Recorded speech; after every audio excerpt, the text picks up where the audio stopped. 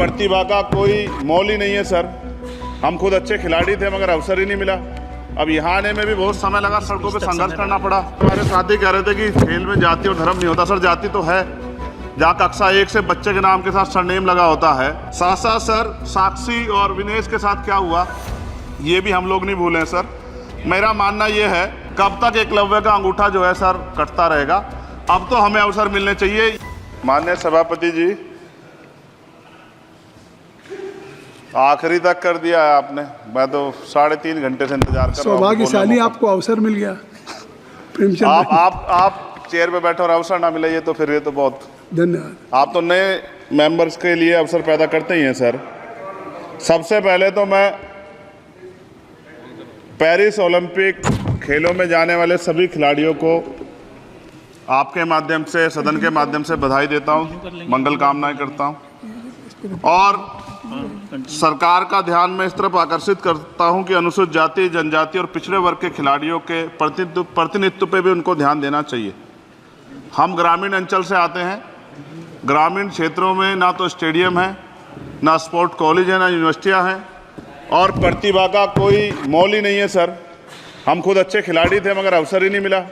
अब यहाँ आने में भी बहुत समय लगा, सड़कों पे संघर्ष करना पड़ा। इसलिए मेरा आपसे आग्रह है कि इन वर्गों का प्रतिनिधित्व बढ़े। इसके लिए सरकार को योजना चलानी चाहिए। अभी क्या योजना है उसमें? आपकी स्पीच तक सदन की कार्रवाई बढ़ाई जाती है। आपकी स्पीच तक सदन की कार्रवाई चलेगी। 6 बज रहा है।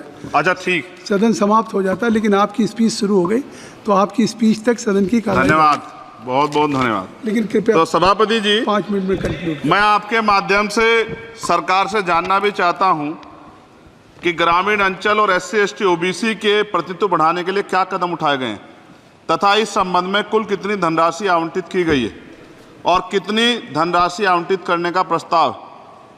क्या उक्त श्रेणी खिलाड़ियों को पर्याप्त प्रशिक्षण के लिए सरकार द्वारा अलग से कोई प्रशिक्षण केंद्र स्थापित किया गया है या किए जाने का प्रस्ताव। उक्त खेलों में अलग अलग स्पर्धाओं में उक्त श्रेणी के कुल कितने खिलाड़ियों को भेजे जाने का प्रस्ताव है तथा इन सब खिलाड़ियों का श्रेणीवार कुल कितना प्रतिनिधित्व रहेगा। साथ साथ अभी हमारे साथी कह रहे थे कि खेल में जाति और धर्म नहीं होता। सर जाति तो है, जहाँ कक्षा 1 से बच्चे के नाम के साथ सरनेम लगा होता है तो उस देश में जाति ना हो ऐसा कैसे हो सकता है। जाति के आधार पे मेरे आज भी याद है हिमा दास जब मेडल लेके आई थी तो सबसे पहले उसकी जाति सर्च की गई थी और वंदना कटारिया एक ऐसी बच्ची है हमारे उस हॉकी प्लेयर, इतना अच्छा प्रदर्शन किया फिर भी उसके घर के बाद जो है सर उसको बेइज्जत करने का प्रयास किया गया। साथ साथ सर साक्षी और विनेश के साथ क्या हुआ ये भी हम लोग नहीं भूलें सर। मेरा मानना ये है आप दादा आप बीच में nothing will go on record. माने और छोड़िए, आप मेरी तरफ देखिए। मैं जिस क्षेत्र से आता हूं, विल गो ऑन रिकॉर्ड। मैं नगीना सहारनपुर सर, मैं उधर जहां से मैं आता हूं सर उस क्षेत्र में मैं गांव में जाता हूं। बहुत प्रतिभाएं सर लेकिन अवसर नहीं है। मेरा आपसे आग्रह है, आपके माध्यम सरकार से आग्रह कि वो देखे गांव में प्रतिभा कमी नहीं है, इनको कुचला ना जाए क्योंकि पक्षपात होता है सर। इस पक्षपात को खत्म किया जाए। कब तक एकलव्य का अंगूठा जो है सर कटता रहेगा। अब तो हमें अवसर मिलने चाहिए, यही मैं आपसे कहना चाहता हूं मान्यवर, और आपने मुझे मौका दिया इसके लिए मैं आपका धन्यवाद करता हूं।